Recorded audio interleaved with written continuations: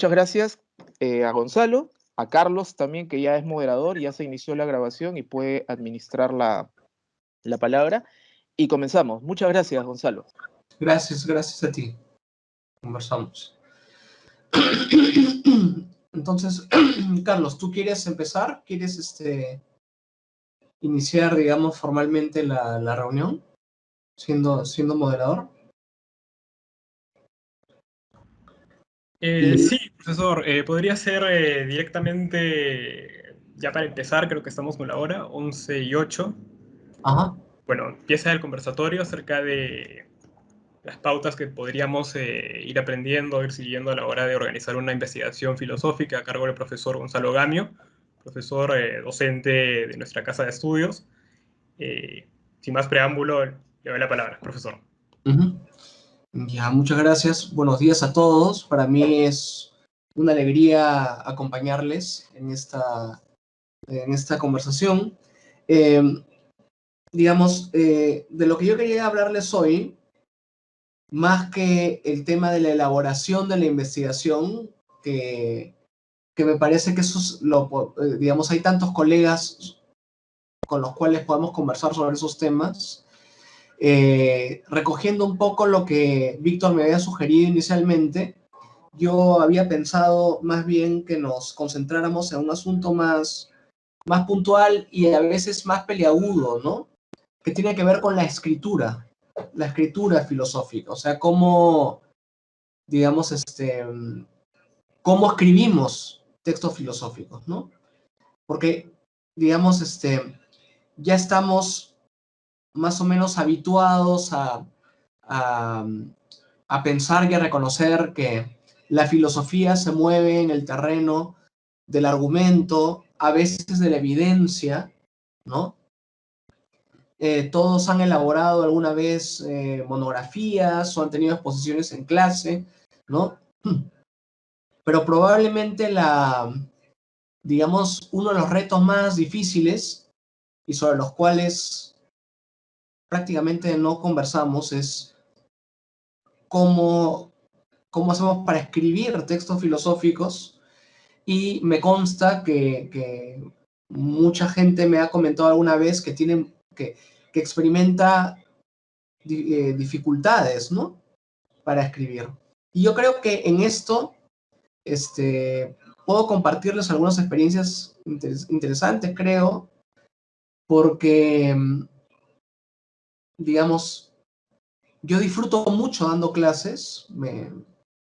Digamos, yo tengo una vocación muy clara, digamos, en la docencia, pero probablemente una vocación tan nítida o más nítida para mí, para mi propia experiencia personal, que la docencia es la escritura filosófica. O sea, yo podría decir que tengo una suerte de compulsión hacia la escritura. Siempre estoy tratando de escribir, de poner en blanco y negro las cosas que pienso, las cosas que se me ocurren. Y, o sea, tiendo a producir muchos textos, ¿no? No, digamos, digamos, cada filósofo, cada profesor tiene su estilo, ¿no? No, digamos, no estoy diciendo que esto sea, pues, necesariamente un punto fuerte, ¿no? Cada uno tiene su estilo, cada uno tiene sus propias afinidades y obsesiones académicas, entre comillas, ¿no? A algunos les interesa sobre todo el trabajo filológico con las lenguas antiguas, por ejemplo, ¿no? A otros, construir, digamos, organizar las clases, ¿no? Mi camino personal en la filosofía, además de la docencia, tiene que ver con la escritura, ¿no? Y me gustaría que dedicáramos la sesión de hoy a conversar un poco sobre eso, ¿no? Los retos, las dificultades que enfrentamos cuando escribimos textos filosóficos, ¿no? Sobre todo porque la escritura es ineludible cuando uno se dedica a la filosofía, ¿no?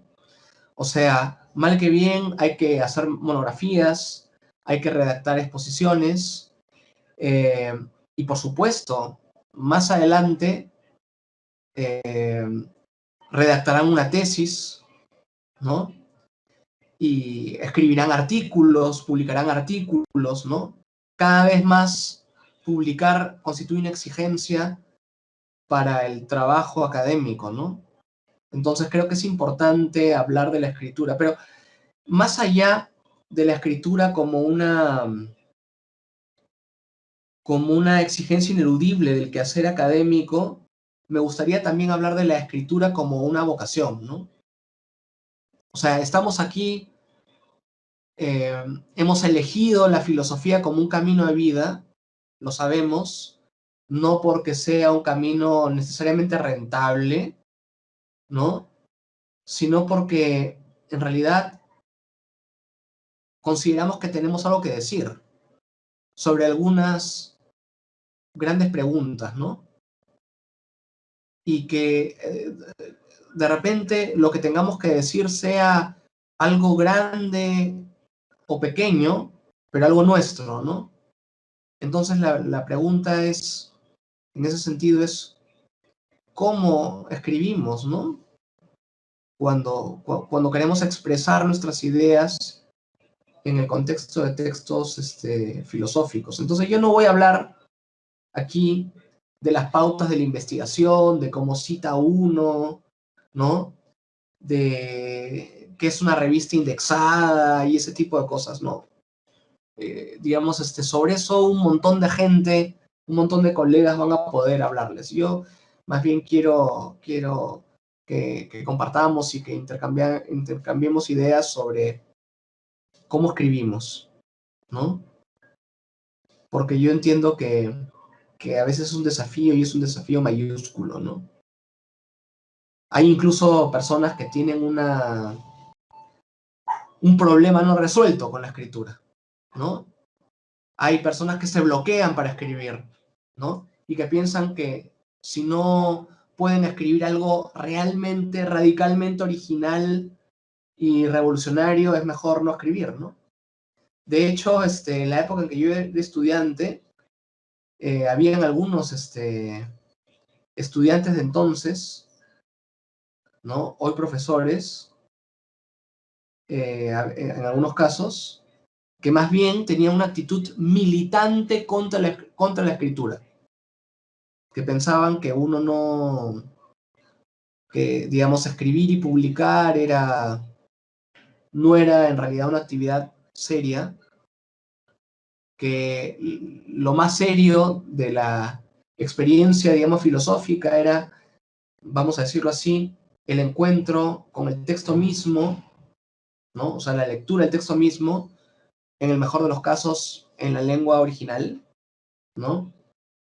Y que escribir, pues, textos personales podía ser o un proyecto al más largo plazo, ¿no?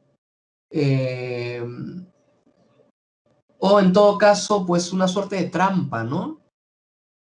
¿No? Sí, una actividad sin sustancia, ¿no? Y ojo, mucha gente de mi generación incluso demoró años en escribir sus tesis de pregrado, porque sentían que para escribir incluso una tesis de pregrado, pues uno tenía ya que tener una madurez, ¿no?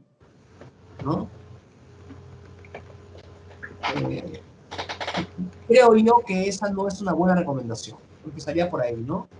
De hecho, yo escribí mi tesis de pregrado a los 30, ¿no? En parte contaminado por ese tipo de prejuicios, ¿no? Cuando tenía 30 años. Y en realidad la tesis de pregrado es una tesis, es una suerte de trámite, ¿no? Nadie espera que su tesis de pregrado sea el libro de su vida, ¿no? Entonces, lo que quiero decir con todo esto es que hay una mala actitud frente a la escritura y que muchos de nosotros tenemos la legítima inquietud de compartir con otras personas nuestras ideas, por más sencillas que sean, sobre cuestiones filosóficas, ¿no? Y de hecho, muchos de nosotros entramos a estudiar filosofía con la ilusión de no solamente reconstruir los pensamientos más sofisticados de Kant, de Hegel, de Aristóteles, ¿no? Sino de hacer filosofía, ¿no? Y lamentablemente no siempre la universidad es un espacio para estimular ese tipo de trabajo más original, más personal. Debería serlo. O sea, yo creo que deberíamos, así como nos educamos en la tarea legítima de elaborar textos monográficos, ¿no? Con un aparato crítico muy riguroso, ¿no? En el que se reconstruya el pensamiento de grandes filósofos, ¿no? A la luz de bibliografía especializada, reciente, etcétera. Eso me parece un trabajo fundamental, central. Uno no puede hacer una tesis ni escribir un libro si no ha hecho ese tipo de ejercicio. También es interesante, o sería interesante, que en algunos cursos uno pudiese también plantear, por ejemplo, un ejercicio distinto, ¿no? Que alguien escribiera un texto breve, ¿no? Un ensayo muy breve de carácter filosófico, unas 3 páginas, por ejemplo, en donde uno no citara a nadie, ¿no? Y en donde simplemente intentara, pues,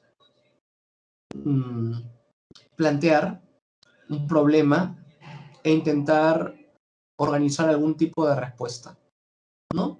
Tentativo, por supuesto, algún tipo tentativo de respuesta. O sea, un ejercicio de esa naturaleza me parece interesante, ¿no? Entonces, claro, para mí el oficio de escribir y de escribir filosofía es muy importante en mi vida, en realidad, ¿no? Antes de fin de año, si Dios quiere, va a salir mi 4º libro en solitario, ¿no? Y aparte de ese 4º libro, tengo un 5º libro ya prácticamente listo, falta la introducción, y tengo el 70% de un 6º libro, ¿no? En parte porque este año y medio, 2 años de pandemia, he estado escribiendo muchísimo, y en parte, bueno, ustedes saben, yo soy filósofo político. Todo lo que ha pasado en el Perú el año pasado y este año ha sido, pues, agobiante y estimulante, ¿no? Entonces, he escrito mucho sobre lo que pasó con digamos, el golpe parlamentario de noviembre, y luego lo que ha pasado con esta segunda vuelta trágica, ¿no?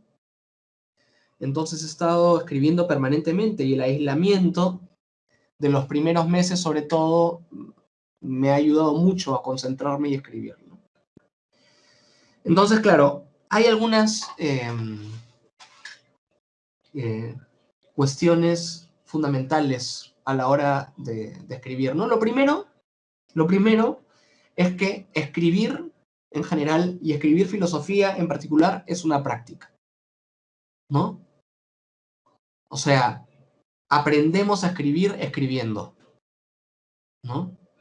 Y es por eso que me parece a mí un ejercicio fundamental escribir tus pensamientos, los pensamientos que cada uno tenga sobre cuestiones importantes, ¿no? Incluso sobre las cuestiones que vivimos y pensamos en la vida cotidiana, ¿no? Los fenomenólogos son maestros de ese arte, ¿no? Sobre todo digamos, en la primera mitad del siglo XX, ¿no? lo que hace Merleau-Ponty, por ejemplo, ¿no? Cuando habla del cuerpo, el movimiento, lo que hace Heidegger, ¿no? Cuando habla de la relación que tenemos con los útiles a la mano, ¿no? Y las cosas, las reflexiones tan sofisticadas que él puede extraer del hecho de coger un martillo y martillar, ¿no? Ese tipo de trabajo de detalle, ¿no? De qué es lo que está realmente sucediendo cuando uno realiza labores cotidianas, ¿no? Qué elementos conceptuales intervienen, ¿no? Ese tipo de cuestiones son interesantes, ¿no? Pero no solamente por ese lado, ¿no? Piensen ustedes que en la primera etapa de la modernidad, la meditación era un género literario filosófico, ¿no? Y como Descartes, por ejemplo, en las meditaciones metafísicas, él cuenta, ¿no? Cómo está sentado frente a la chimenea, con su bata, ¿no? Y está pensando en esto o en aquello. Entonces, digamos, de alguna forma, reflexionar sobre lo que estamos haciendo y sobre lo que subyace conceptualmente a aquello que estamos haciendo, me parece que es digamos, una sugerencia interesante, estimulante, ¿no? Ahora, yo tengo que confesar de que todo este interés por escribir filosofía también viene de un interés anterior, ¿no? Yo cuando era adolescente escribía cuentos, ¿no? Escribía narrativa, ¿no? Y en parte creo que, digamos, mi escritura filosófica se ha educado sobre la base de esa, de esa actividad precedente, ¿no? ¿No? Recientemente, bueno, ustedes saben, yo tengo un hijo adolescente que va a cumplir 14 años y con él pues estamos retomando también un oficio literario, entre comillas, ¿no? Cada semana hemos quedado, ¿no? Para tener actividades en común, ¿no? Cada semana, em, cada semana escribimos en 2 carillas o carilla y media un cuento breve de terror, ¿no? Y cuando nos reunimos, bueno, cuando nos reunimos especialmente para ello, los sábados, ¿no? Intercambiamos lo que hemos escrito, ¿no? Y comentamos, ¿no? Claro, el género de terror lo ha sugerido él, ¿no? Porque él pues está en la época de los creepypastas, ¿no? Y todo esto. Entonces, yo que escribía cuando era adolescente, y además entusiasmado con la idea de compartir ese tipo de actividades con él, acepté de inmediato, ¿no? Entonces estoy escribiendo cuentos de terror cada semana, ¿no? Claro, tengo que confesar de que no me salen de terror, ¿no? Mi hijo se ríe, ¿no? Me salen digamos, con otro talante, ¿no? Pero ese tipo de ejercicio, ¿no? De escribir, aunque no sea estrictamente filosofía, a uno lo que le hace es, como suele decirse, digamos, educar tu muñeca, relajar tu muñeca, ¿no? Para que uno pueda, digamos, simplemente escribir, ¿no? Ese tipo y además esto desbloquea esa actitud tan común, ¿no? Pero yo qué voy a decir, sobre qué voy a hablar, ¿no? Cómo empezar, ¿no? Uno se hace demasiadas preguntas antes de escribir y el efecto es que uno está, pues, y todos hemos pasado por esto, ¿no? Media hora o una hora ante una página en blanco, ¿no? ¿No? Entonces, si uno escribe a menudo, incluso cosas no filosóficas, ¿no? Eso hace que uno vaya perdiendo ese, ese temor, ese cuidado excesivo, ese bloqueo, esa solemnidad malentendida de lo que significa escribir, ¿no? ¿No? A veces incluso puedes empezar poniendo una frase cualquiera, ¿no? Porque la mejor forma de acabar con una página en blanco es comenzar a escribir una frase cualquiera. Y luego continúas y corriges al final, ¿no? ¿No? Entonces, esa es una forma interesante de empezar. Siempre hay un problema para empezar y hay un problema para terminar. Claro, es obvio que un buen consejo para escribir un artículo, por ejemplo, es hacer un esquema, ¿no? De hacia dónde quieres ir, ¿no? Hacer un esquema en donde tú puedas plasmar cuál es el argumento que quieres defender, ¿no? Mi sugerencia es que cuando uno escribe un ensayo corto, la idea que uno tiene que tener es, este es mi argumento, ¿no? Un ensayo corto es ocasión para examinar, para poner a prueba un argumento, uno solo, ¿no? Y claro, para ponerlo a prueba traes a otros autores, pones ejemplos, ¿no? Llamas la atención sobre la complejidad del asunto, ¿no? Pero yo creo que un error común es intentar usar un ensayo, una monografía, un artículo breve para introducir varios argumentos, ¿no? Un argumento, ¿no? Y la idea es que nada de lo que puedas decir en el transcurso del texto distraiga ese argumento.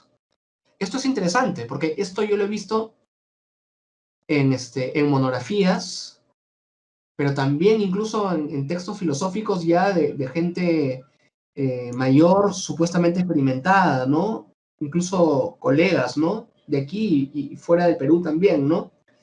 Empiezan planteando una pregunta, ¿no? Empiezan planteando un argumento y luego en el camino ese argumento se perdió por completo y terminas en otra cosa. Me parece que eso es un error, ¿no? O sea, uno puede dar giros, ¿no? Incluso Platón, ustedes recordarán, ¿no? Hay diálogos platónicos en donde a Platón le formulan un problema, el caso típico es el Menón, ¿no? Menón le pregunta cómo se adquiere la virtud y Platón reconduce el diálogo, le dice, no, la pregunta no es esa, la pregunta correcta es esta otra, ya. Pero ya, cuando planteas esa pregunta, no la abandonas. E incluso cuando Platón propone el mito de la reminiscencia, etc., no pierde de vista la pregunta, no pierde de vista el argumento, y al final lo retoma. Incluso para decir, bueno, no hemos terminado de responder este asunto. Sigamos en otra ocasión, ¿no? Pero digamos que nunca ha dejado de tomar esa pregunta y ese argumento como guía, ¿no? Ahora, tienes tu esquema, sabes a dónde quieres llegar, sabes cuál es tu argumento, ¿no? Y en ese sentido, citar al autor, ¿no? Con quien vas a dialogar, si es que vas a dialogar con un autor, y tomar en cuenta también los comentaristas de ese autor, etcétera, ¿no? Es siempre un pretexto para abordar esa pregunta, para examinar ese argumento. O sea, eso sí me parece también importante, ¿no? Si, por ejemplo, tú quieres examinar, digamos, la pregunta de Kant, ¿qué me cabe esperar? ¿no? Por ejemplo, en la filosofía y la historia, estás planteando esa pregunta no por Kant, sino por ti. O sea, hay una pregunta que quiere responder. Y la curiosidad no es solamente cómo Kant la responde, sino en qué medida la respuesta de Kant puede esclarecer la pregunta misma, ¿no? Y puede o no satisfacer tu curiosidad, ¿no? Esto lo digo, me parece muy importante porque muy a menudo pensamos que hacer filosofía tiene que ver con dedicar tu vida a un autor o a un grupo de autores, ¿no? Y bueno, es cierto, yo, digamos, Hegel es mi autor favorito, también Aristóteles, he escrito todas las tesis que he escrito en mi vida, ¿no?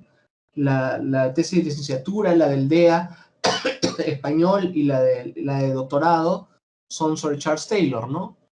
Pero en realidad recurrir a esos autores es un pretexto, ¿no? Para plantearte tus preguntas, ¿no? Husserl decía, ¿no? Que lo que él quería en realidad era resolver un enigma filosófico. Uno, no importa que fuese pequeño, que no fuese el gran enigma filosófico, pero él tenía muy claro que lo que quería era eso, ¿no?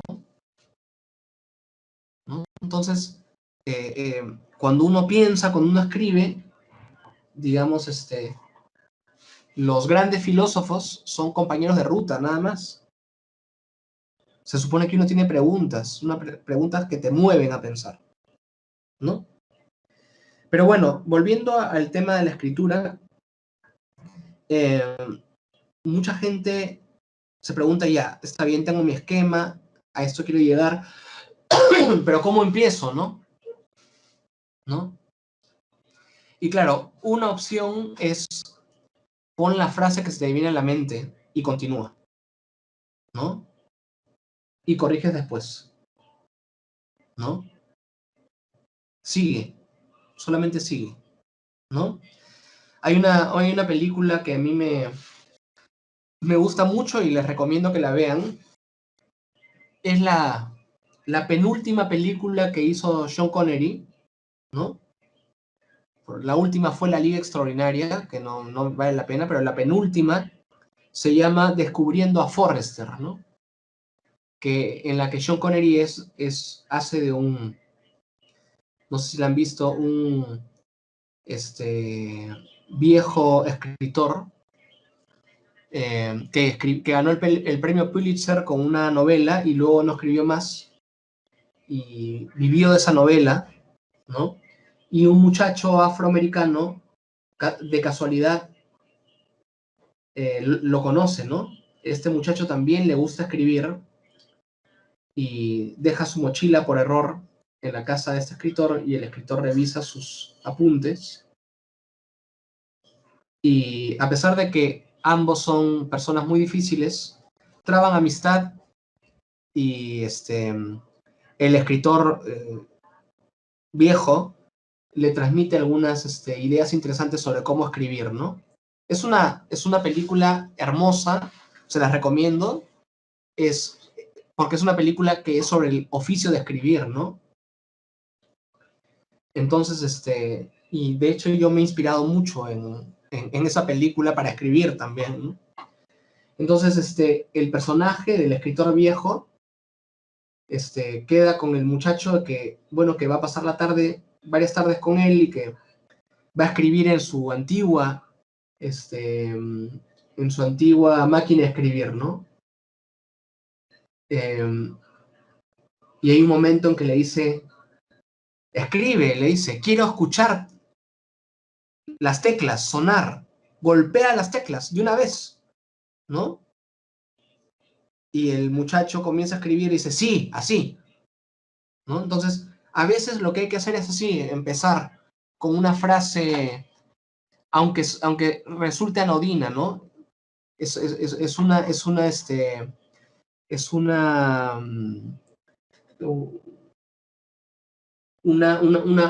fórmula, un consejo práctico, ¿no? Simplemente escribe lo primero que se te viene a la mente, la primera frase que se te viene a la mente, simplemente para romper el hielo y empezar. Otra forma más solemne, más formal, con la que puedes empezar también es toma una cita de un autor clásico, ¿no? Que se ocupe del problema sobre el cual tú quieres escribir, ¿no?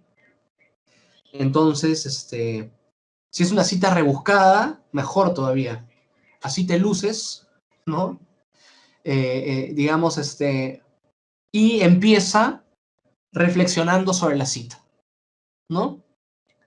Y lo que yo hago en mi propio trabajo, y este es un consejo que yo daría también, pero ya depende del temperamento de cada uno, es, como yo tengo un pasado literario, por supuesto, discreto, tímido, yo siempre, y muchos de ustedes han sido mis alumnos y lo saben muy bien, yo tengo una muy entrañable relación con los literatos. En clase vemos tragedias griegas, vemos a Homero, nada de eso es casualidad. En otras clases yo empiezo con Shakespeare, nada de eso es casualidad, ¿no? O con Dostoyevsky, ¿no? Nada de eso es casualidad, ¿no? Porque se filosofa no solamente desde la filosofía profesional, ¿no? Hay una serie de meditaciones literarias que son muy inspiradoras y que te estimulan a hacer filosofía. Yo podría decir que de una manera casi invariable, la literatura a mí me motiva muchísimo a hacer filosofía. Y claro, también es una forma de distinguirme, ¿no? O sea, de diferenciarme del trabajo de otros colegas, a quienes aprecio y respeto mucho, ¿no? Pero hay quienes piensan que solamente se filosofa desde la filosofía académica, ¿no? Alguna vez un colega con quien, además, yo estudié filosofía, me vino a visitar a la universidad y me encontró leyendo a Dostoyevsky, Los hermanos Karamazov, la parte del Gran Inquisidor, ¿no?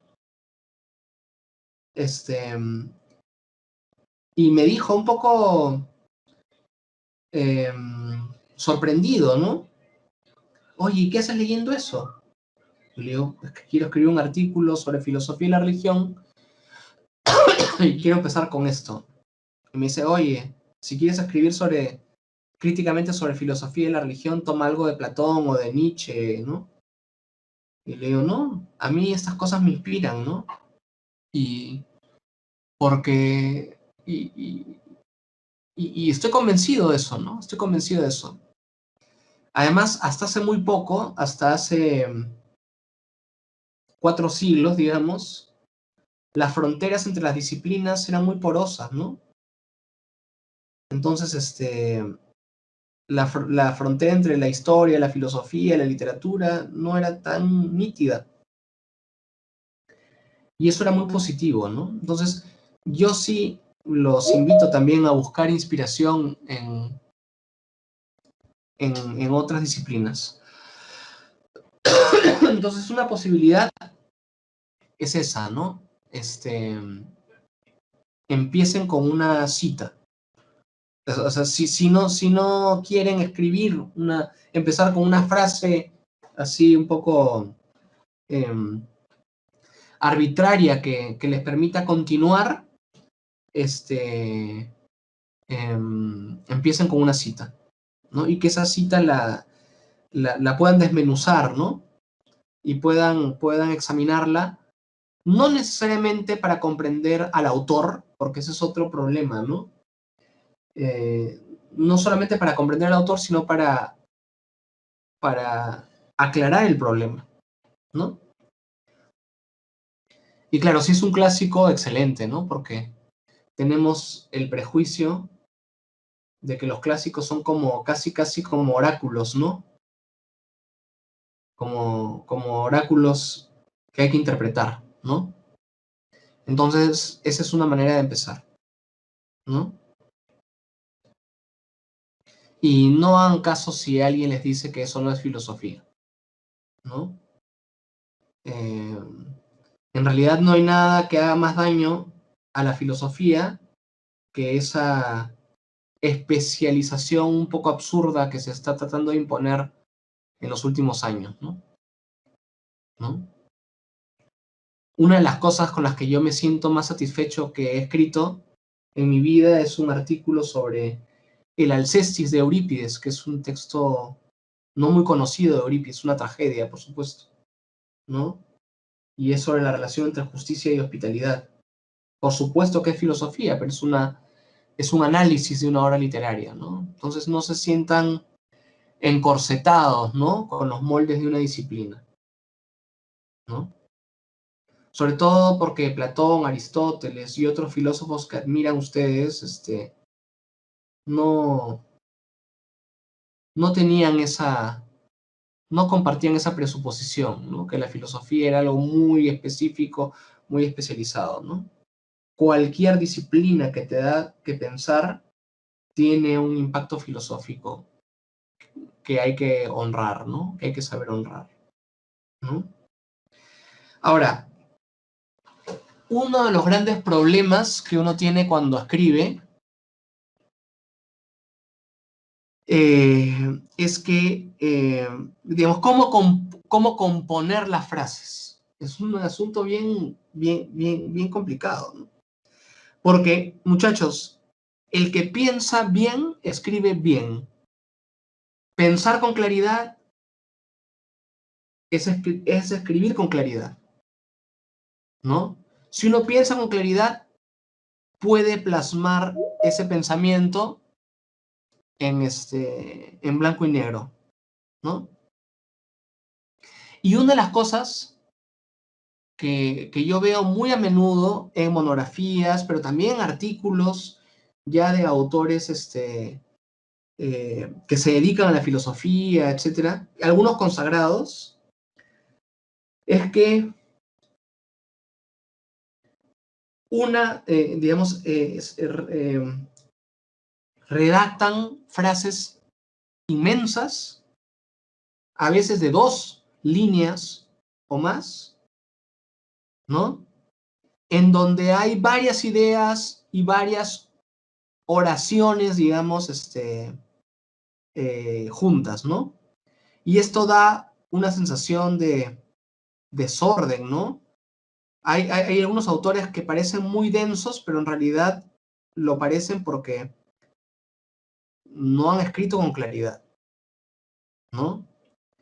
Y claro, sobre todo hoy en día, ¿no? En la filosofía analítica, pero ya no solamente en la filosofía analítica, también incluso en la tradición continental, en la fenomenología, se aprecia mucho la claridad del pensamiento, o sea, que el argumento se pueda distinguir nítidamente, ¿no? Entonces, ¿cuál es mi...? Por supuesto que uno puede igual recurrir a metáforas, etcétera. Eso es un trabajo completamente legítimo, ¿no? Pero mi consejo, porque sí me parece que es un problema esto de las frases largas que hacen que la reflexión sea innecesariamente densa, ¿no? Mi consejo práctico, ¿no? Para poder, digamos, abandonar esa costumbre y escribir con mayor claridad, mi consejo es una frase, una idea, punto seguido. Una segunda frase concatenada con la primera,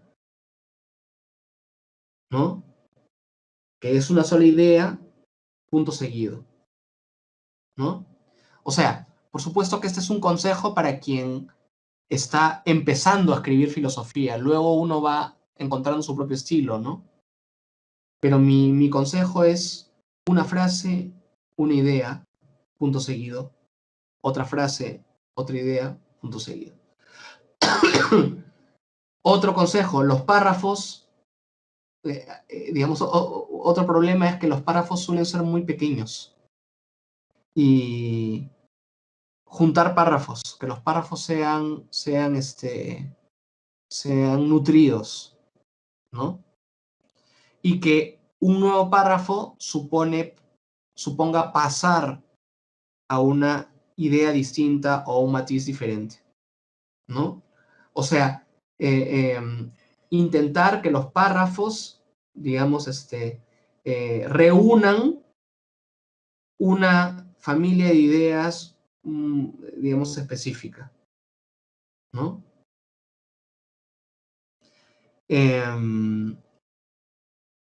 ¿No? Entonces, una frase, una idea. Una frase, una idea, punto seguido, ¿no? Lo digo por qué. O sea, esa es una técnica que a mí me ayudó mucho a escribir con claridad. Porque yo, la verdad, es que, como ustedes saben, mi filósofo inspirador es Hegel, ¿no? Y bueno, pues esa inspiración es extraordinaria, pero genera problemas, ¿no? Porque Hegel, digamos, no es el más claro de los escritores, como ustedes saben muy bien, ¿no? Entonces, en una época yo me encantaba escribir así, ¿no? De una manera muy densa, ¿no? Y me parece que, digamos, ese tipo de escritura no solamente es un poco antigua, sino que no satisface las exigencias de claridad que la filosofía contemporánea plantea. Entonces, ¿cómo fue que fui tratando de darle más sencillez y claridad a mi prosa filosófica con esto, ¿no? Una frase, una idea, punto seguido. Ahora, o sea, esto nadie me lo contó, yo lo aprendí solo. ¿Cómo lo aprendí? Bueno, es que tuve dos maestros importantes, ¿no? En la lectura filosófica, digamos, ¿no? Probablemente los tres autores que más han influido en mi manera de escribir filosofía y que son filósofos son Charles Taylor, Martha Nussbaum y sobre todo Richard Rorty. O sea, esos filósofos me ayudaron muchísimo en desarrollar el aprecio por la sencillez y por la claridad a la hora de escribir, ¿no? Ahora, también son filósofos los tres que tienen un gran aprecio por la interdisciplinariedad, ¿no? O sea, de hecho, los tres, además de filósofos, cultivan otra disciplina académica, ¿no? Charles Taylor se formó como historiador, además de como filósofo, ¿no? Martha Nussbaum, antes de estudiar filosofía, estudió teatro y estudió estudios clásicos, ¿no? Y Rorty me parece que solo estudió filosofía, pero por muchísimo tiempo se dedicó a escribir y también a enseñar crítica literaria, ¿no? Tuvo un momento en el que se peleó con el departamento de filosofía de su universidad, ¿no? Porque claro, los filósofos de su departamento de filosofía pensaban que la filosofía era solamente una disciplina, digamos, estructurada lógicamente, ¿no? Eran filósofos analíticos duros, ¿no? Y les parecía que lo que hacía Rorty, citando a Heidegger, citando a Derrida, citando a Proust, ¿no? Que eso no era filosofía. Entonces, Rorty ya era un consagrado, entonces ya había publicado La filosofía y el espejo de la naturaleza, y simplemente los mandó el diablo. Así, literalmente los mandó el diablo. Probablemente los mandó a algún otro lugar más lejano y más profundo que no puedo repetir, pero los mandó lejos, digamos, y como ya era un autor consagrado, la universidad lo retuvo y le dio cursos en la Facultad de Humanidades y se dedicó a enseñar crítica literaria, ¿no? Por supuesto, con gran contenido filosófico, ¿no? Leyendo Heidegger, Derrida, a, a, a, a los filósofos analíticos, ¿no? Pero, bueno, y Rorty es un gran escritor, ¿no? Escribe muy bien. Su prosa filosófica es así, clara, desafiante, ¿no? Entonces, esos filósofos, no es casualidad que los tres filósofos sean además anglosajones, ¿no? Aunque los tres tienen una profunda admiración por la tradición europea, fueron los autores que me enseñaron, me volvieron a enseñar, digamos, a escribir filosofía, ¿no? Porque yo a ellos, a los tres, ya los conocí cuando ya tenía un cierto kilometraje, ¿no? En la facultad, ¿no? Primero leía a Rorty cuando era chico, cuando estaba en el... ¿no? Y luego a Charles Taylor lo conocí, ¿no? Conocí su obra ya en los años 90, ¿no? Cuando ya estaba en mis 20s y ya estaba estudiando la maestría, ¿no? Y a Nussbaum lo conocí después, ¿no? A Nussbaum lo conocí ya cuando ya había terminado el pregrado, ¿no? Y la maestría, ¿no? La conocí antes de irme a España a hacer el doctorado, ¿no? Entonces, ¿no? Taylor, Rorty y Nussbaum me enseñaron a escribir, ¿no? Y me parece que una constante en el pensamiento, en la escritura de ellos, es una frase, una idea, punto seguido, otra frase, otra idea, punto seguido. Por supuesto que si están en un mismo párrafo, todas esas ideas están concatenadas, ¿no? Entonces, me parece que ese es un consejo tentativo que yo les puedo dar, ¿no? Porque sí me doy cuenta que muchos estudiantes y muchos colegas suelen escribir largas frases, ¿no? De 2 líneas o más, con varias ideas, y eso hace que terminen siendo sus textos muy densos y que a veces se puedan perder, ¿no? Y que a veces se puedan perder, ¿no?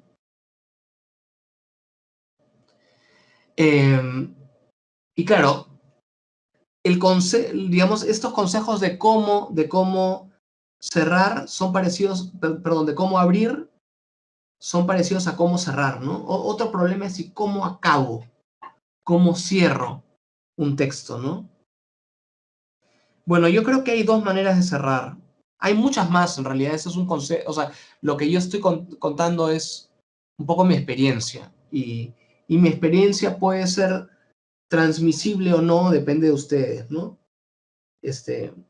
Digamos, son consejos simplemente.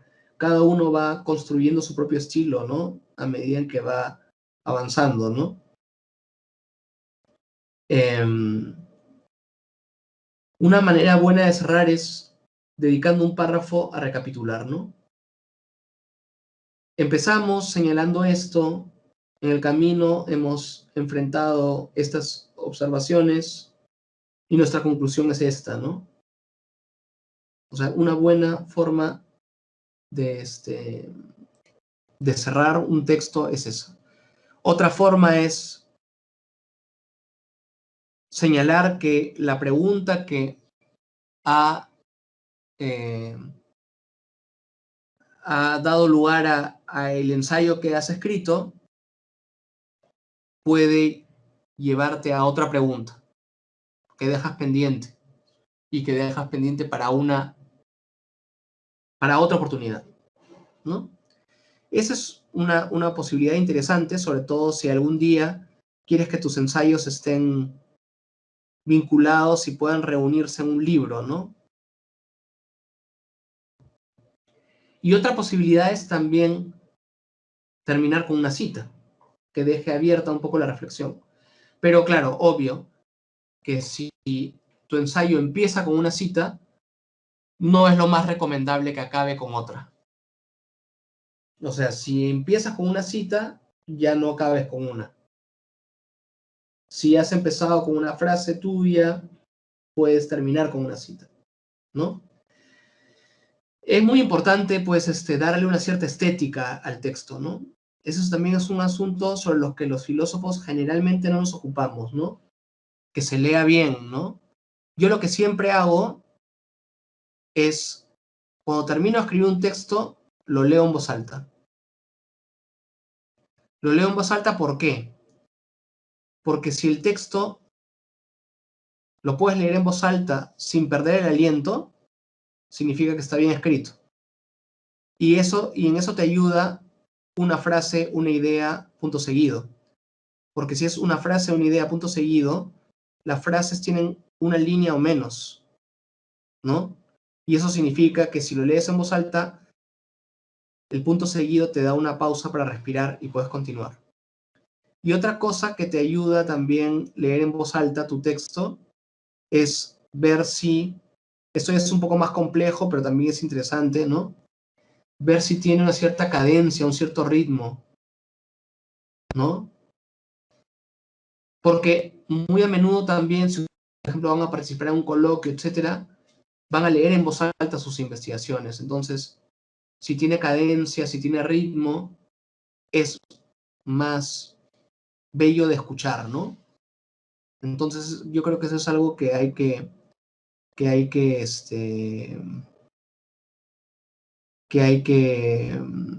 explotar, ¿no? ¿No? Y por otro lado, darle un poco de suspenso, ¿no? Darle un poco de suspenso a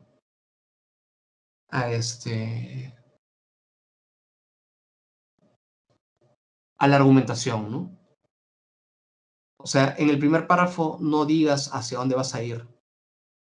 Plantea el problema, que el lector pueda saborear la complejidad del problema y por qué el problema que planteas es importante, ¿no?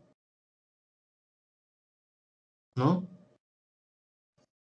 No sé, si quieren, hace un año, en plena pandemia, o sea, en la parte en la época de la cuarentena más dura, escribí un texto.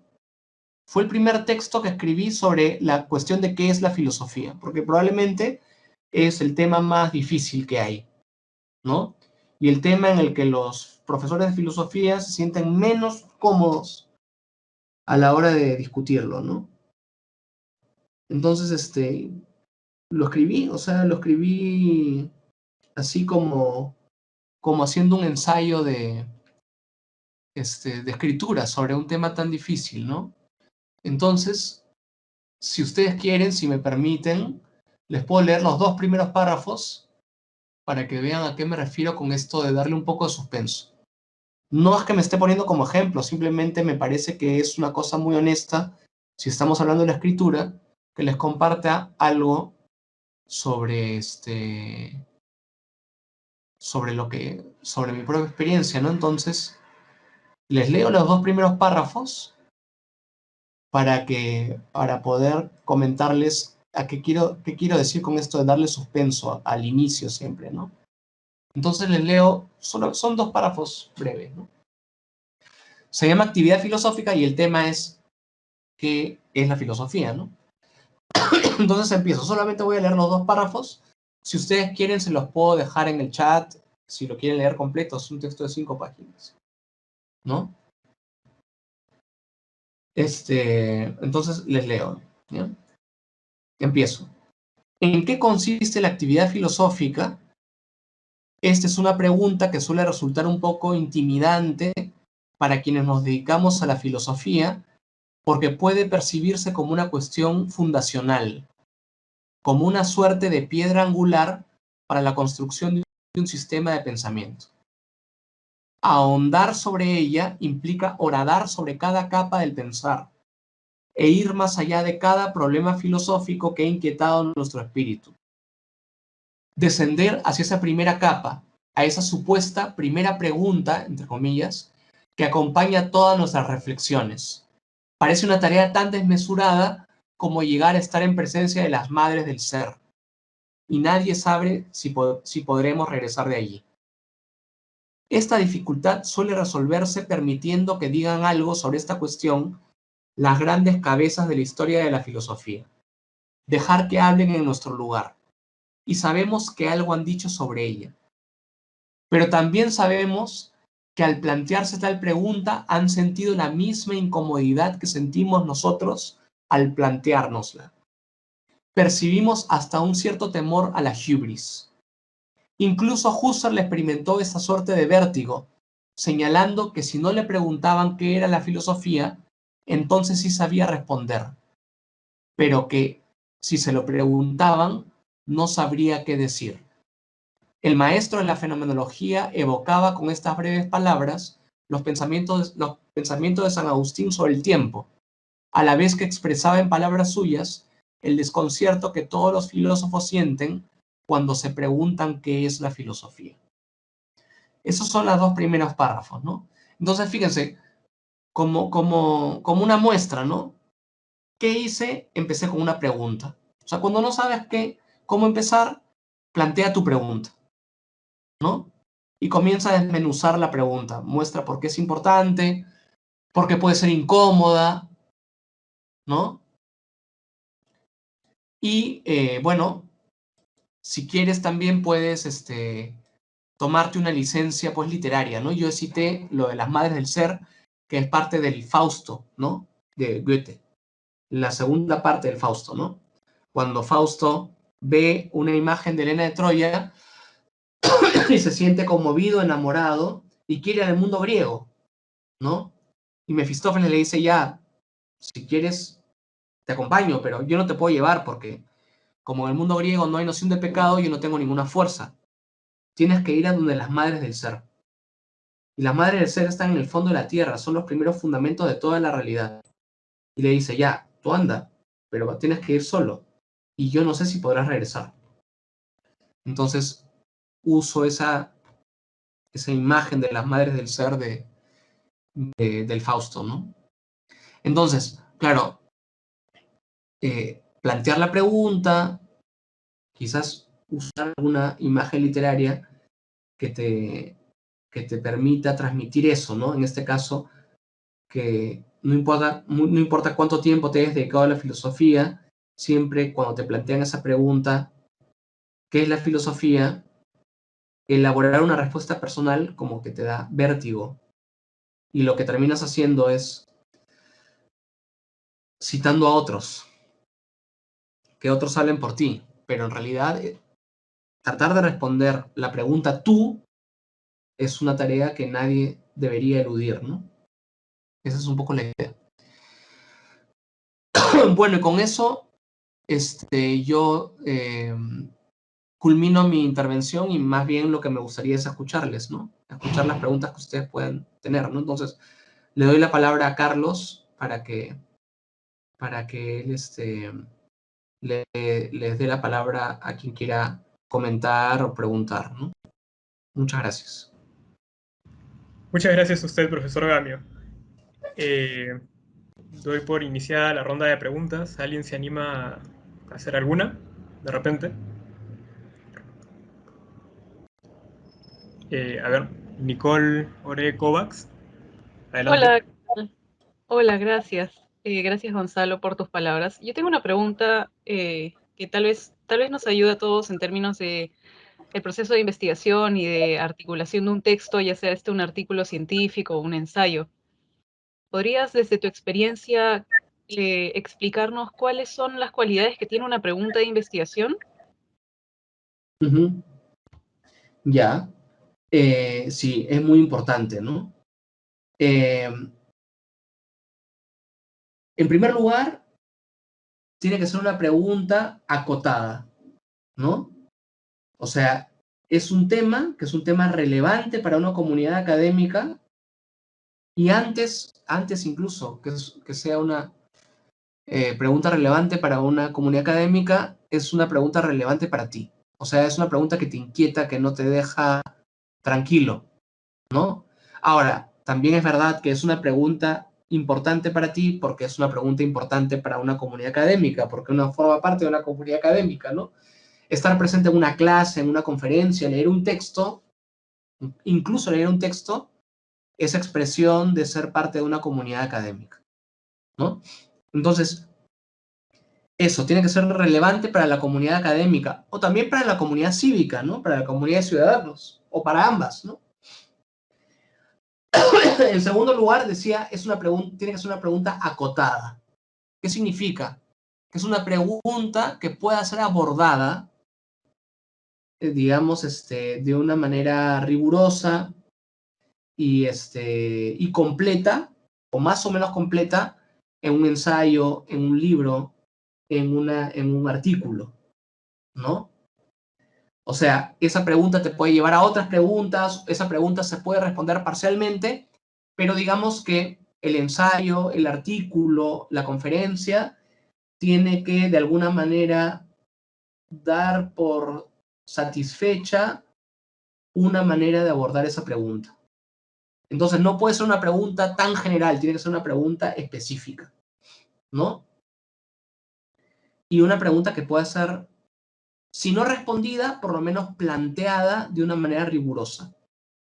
O sea que después de leer el texto, de leer el ensayo, la investigación, el libro, por lo menos el lector salga con la idea de que ese esfuerzo ha permitido que podamos acercarnos a esa pregunta de la manera más rigurosa y de alguna manera y de algún modo pasando revista o habiendo examinado las aristas fundamentales de su pregunta, ¿no? O sea, es verdad, es un tópico que en filosofía las preguntas importan más que las respuestas, pero eso no significa que no respondamos. Eso significa que las respuestas deben ser tentativas, ¿no? Y que las respuestas nos pueden llevar a replantear la pregunta, ¿no? O a contestarla provisionalmente, ¿no?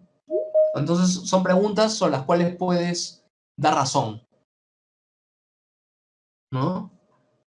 En fin, y de modo tal que la comunidad académica de cara, de cara a la cual estás discutiendo,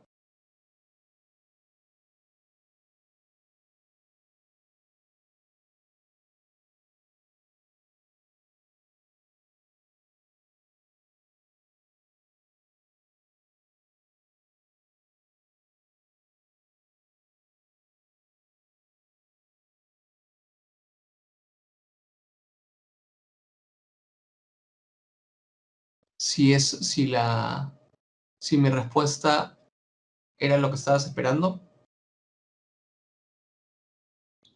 Sí, lo preguntaba porque es para mí una de las cosas más difíciles antes de escribir cualquier texto, plantear una pregunta. Y Sí, creo que en la labor investigativa lo es, ¿no? En general. sí, identificar la pregunta es una cuestión fundamental, ¿no? Ujú. O sea, por ahí uno empieza, ¿no? Antes incluso del esquema de argumentación, ¿no? ¿Cuál es qué pregunta te mueve, ¿no? Y claro, esa es otra cosa, ¿no? Una de las cosas que a mí me mueven a escribir muchísimo es sentir que hay una pregunta que me está rondando, ¿no? Y que no me deja tranquilo, ¿no? Sobre todo últimamente, en mi experiencia personal con la actualidad política, ¿no? Pasan cosas tan extrañas en el país, ¿no? Que uno piensa y son cosas tan graves que, como diría Unamuno, a veces callar es ser cómplice, ¿no? Entonces, eso hace que uno tenga que escribir sobre el tema, ¿no? Y digamos, encontrar el hilo de la reflexión es identificar la pregunta, ¿no? ¿Mm? ¿Alguna otra pregunta? Adelante. Andrés, sí. Gonzalo, ¿qué tal? ¿Qué tal? Tengo dos preguntas. La primera es, así como nos enseñaste en clase a Iris Murdoch, hablaste mucho de ella, yo te pregunto, y esta es una pregunta personal, si es que has pensado escribir en clave de ficción para meter conceptos filosóficos en una historia.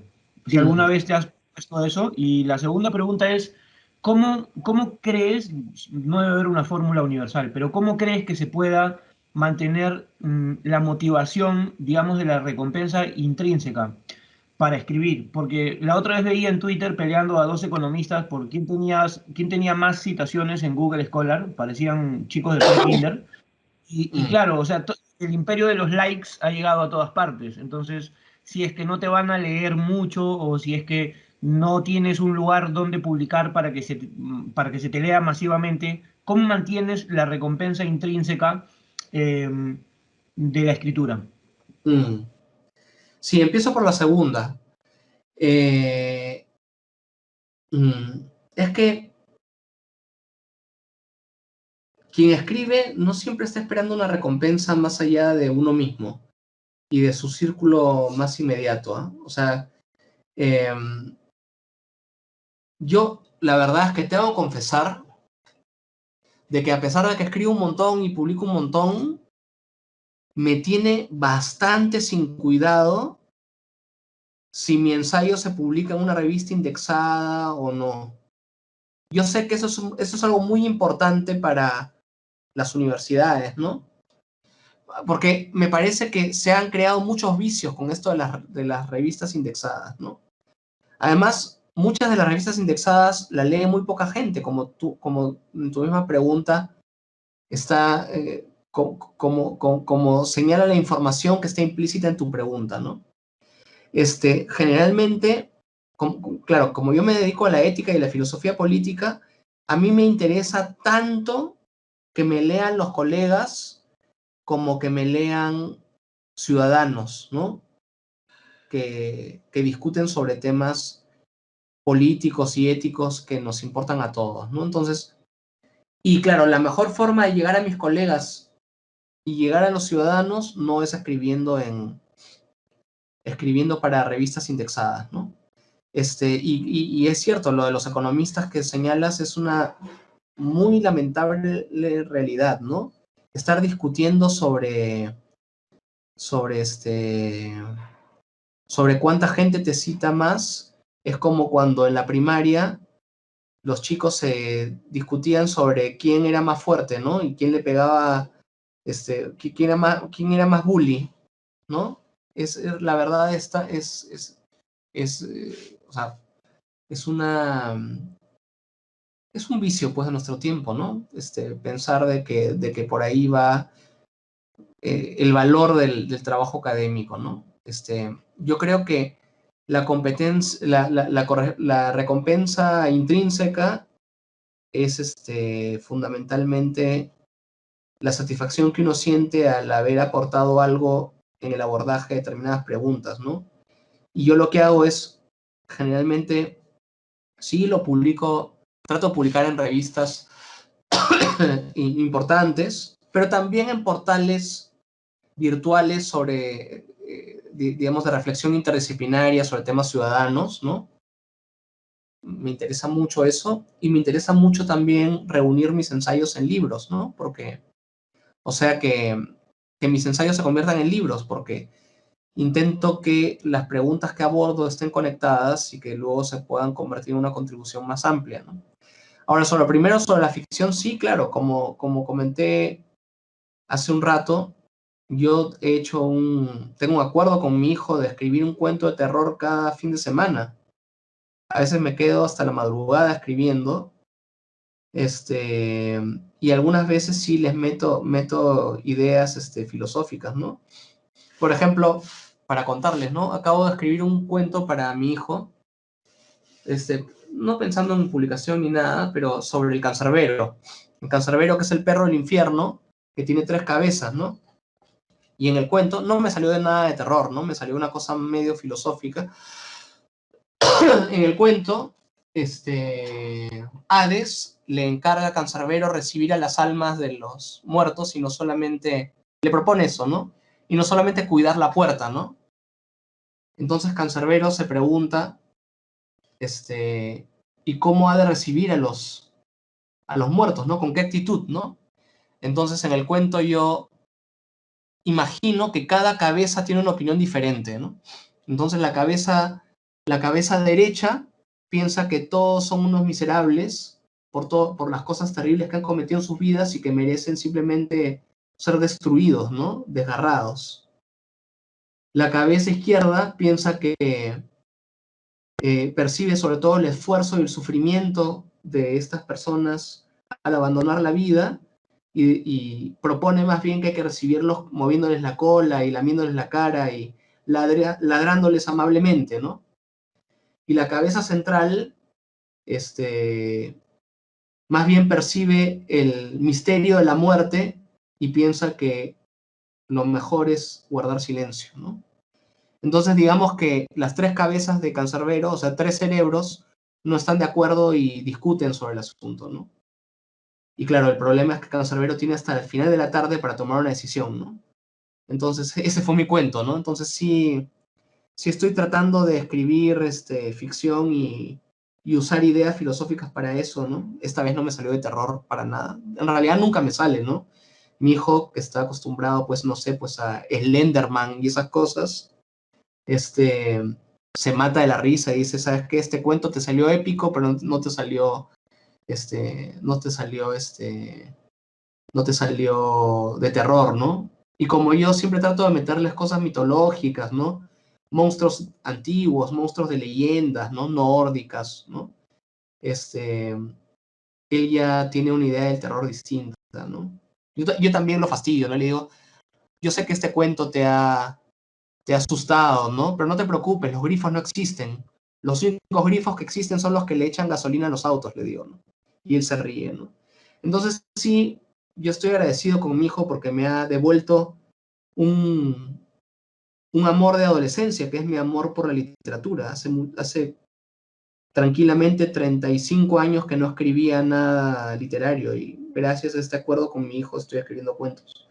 Obviamente, no para publicarlos porque es como volver a ejercitarme en el asunto y no tengo ninguna pretensión literaria, pero sí es un ejercicio que a mí me gusta, ¿no? Y estoy muy contento por eso, ¿no?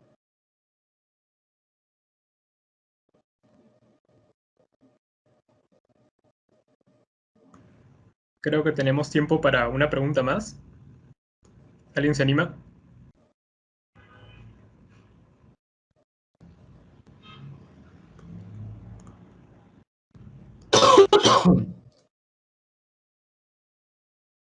Adelante. Ramiro. Hola Gonzalo, ¿qué tal? Mucho gusto. Ramiro. ¿Qué dices? Gonzalo, gracias por compartir tu experiencia, ¿no?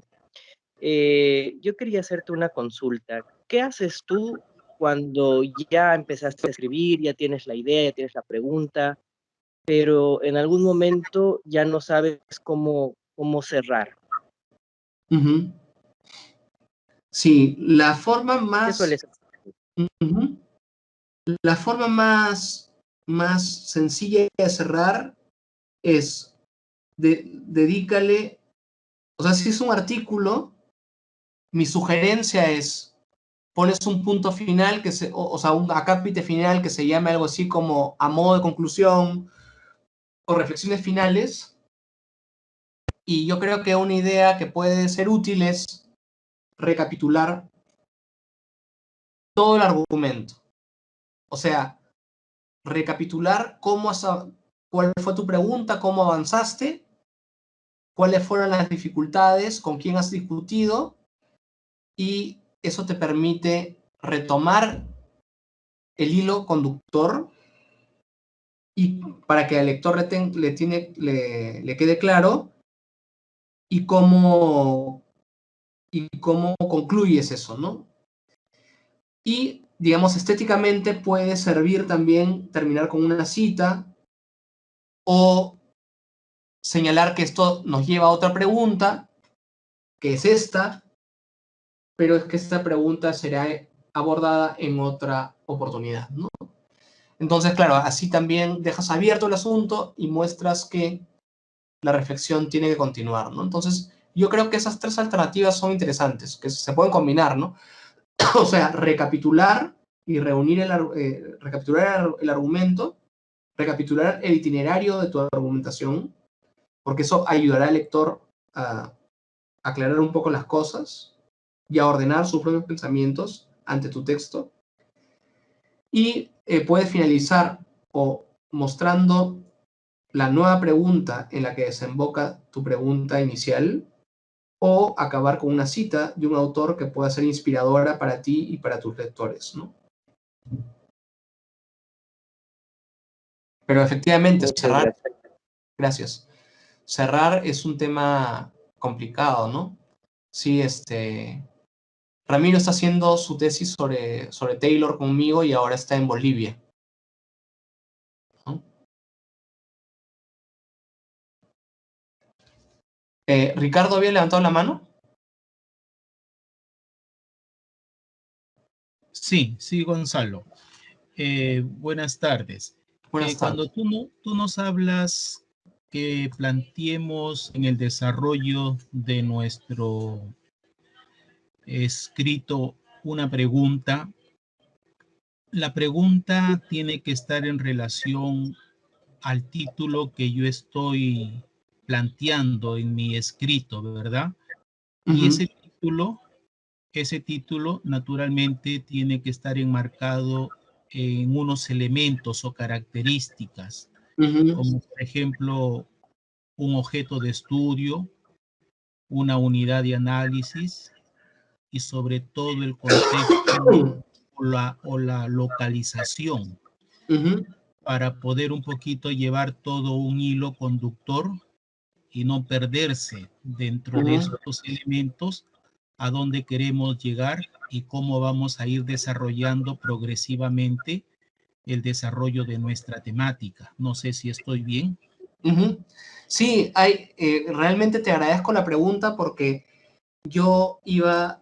Ya Perdón, me... porque el Sí. título, la pregunta no viene a ser sino reafirmar nuestro título de nuestro Ajá. tema, pero en forma interrogativa, me parece, ¿no? Sí, como digo, te agradezco la pregunta porque iba a olvidar completamente un tema muy importante que es el tema del título, que es un tema también que la verdad angustia a mucha gente, ¿no? ¿Qué título le pongo? Y bueno, hay varias opciones, ¿no? Una opción es usar una metáfora, si quieres un título sugestivo, ¿no? Pero si usas una metáfora y es un título así, tienes que poner un subtítulo que sea más explicativo, ¿no? ¿No?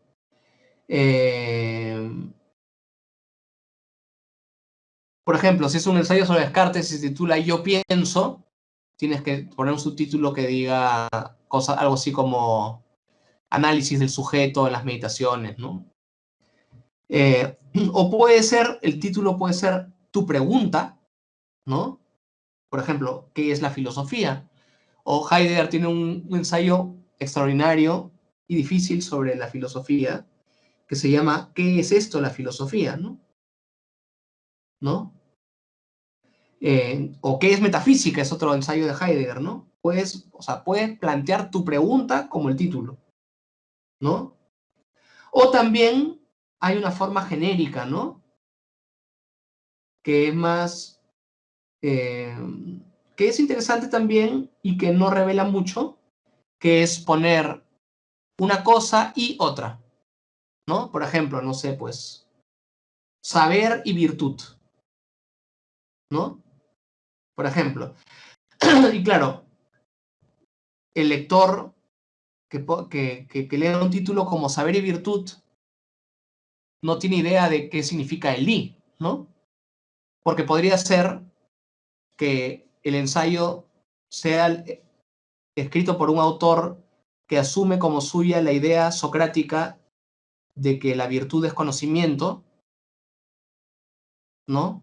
O puede ser un aristotélico que piense que el saber científico y la virtud están separados. Entonces, el I no te dice de antemano nada, no te revela nada, pero también es una posibilidad, ¿no? Entonces, y claro, también es cierto que a veces el título que le pones a un texto no es el definitivo, ¿no? Luego vas escribiendo y te das cuenta, no, el texto me ha llevado por este camino, entonces mejor este no es el título, sino este otro, ¿no? Gonzalo, entonces me estás dando a entender que hay diferentes clases de títulos para un escrito, ¿no? Como decir, indicativos, descriptivos, informativos, interrogativos, de acuerdo a lo que estoy escuchándote, Así es, metafóricos, sí, claro. ¿no? Y claro, le puedes poner un título tentativo a tu texto, pero ¿sabes qué? No es mala idea ponérselo al final. Claro. Cuando Claro. ya has cerrado, dices, si el texto me ha llevado por este camino, el mejor título es este otro, ¿no? Ahora, La cosa, sí. es lo mismo, por ejemplo, para un tipo de escritura que tú no estás mencionando, como para un artículo científico que tiene que tener estos elementos, como te dije, un objeto de estudio, una unidad de análisis, un contexto o localización, o viene a ser lo mismo para cualquier escrito. No, viene a ser lo mismo. Yo la verdad es que en eso soy bien relajado, tengo que decir, ¿eh? O sea, yo soy un poco... A mí no me gusta que me marquen la pauta, en general. Y la verdad es que yo siento que cuando uno escribe filosofía es casi como escribir literatura, entonces no te tienen que poner, no te tienen que encorsetar. Entonces ponle el título que quieras. Ahora, tiene que ser un título que le haga justicia al contenido de tu texto, ¿no? Entonces Claro. sí, puede ser referenciar esto que señalas, ¿no? El tema, la localización, todo eso está muy bien. Pero mi consejo es que nunca, si te dan un título, si te dicen, ¿sabes qué? Quiero que escribas sobre esto, nunca te quedes con el título que te dan. Siempre trata de reelaborarlo para ti. Es un acto de libertad de escribir. Es muy importante que el tema lo hagas tuyo y que le pongas tu impronta, ¿no? Claro. ¿Por qué te Y digo esto, Gonzalo? Porque en los artículos científicos, o por ejemplo, cuando estamos elaborando una tesis, partimos de toda una realidad problemática, ¿no? Enmarcamos el problema en el contexto mundial, a nivel global, luego vamos aterrizando a ese contexto nacional o local. Entonces, como que tenemos que contextualizar el título de nuestro problema. sí, Y a claro. veces es un poquito como que nos encajona y no nos da plena libertad para poder un poquito hablar de este tipo de escritura del cual tú nos estás planteando. Por eso Claro. te decía, por eso la pregunta, ¿es lo mismo un título para un artículo científico que para un tipo de literatura como el que nos estás hablando tú? Esa es un poquito la idea. Mira, yo diría que sí. Es cierto que te encajona, pero si te sientes encajonado, que tu título sea más libre y más tuyo y el subtítulo que sea más encajonado, ¿no? Porque O sea, incluso las conclusiones van en función de todo eso, ¿no? Van en función de todo eso, de todo el contexto, la realidad que hemos venido desarrollando, el problema, un poquito como que claro, nos quita, nos mata un poco la espontaneidad, ¿no? Y como que tenemos que ceñirnos a ese tipo de guión. sí, pero sí, es verdad, pero escribir un texto es un acto creativo, incluso si escribes sobre física teórica. O sea, incluso los físicos se toman esas licencias y precisamente tomarse licencias es importante porque la innovación viene de tomarse licencias, porque si uno sigue todas las reglas, no... Y hay que tomarse esas licencias, ¿ah? Por ejemplo, el último artículo que he escrito yo, que va a salir en Silex, empieza con una cita de Strawberry Fields Forever, la canción de los Beatles. O sea, un montón de gente pensaría, no, eso no se hace en un artículo académico. ¿Por qué no? Si la frase te inspira, ¿no? O sea, si uno solamente sigue las reglas de la disciplina académica, ¿cuándo van a haber cambios? ¿No? Correcto. Gracias, Gonzalo. Gracias.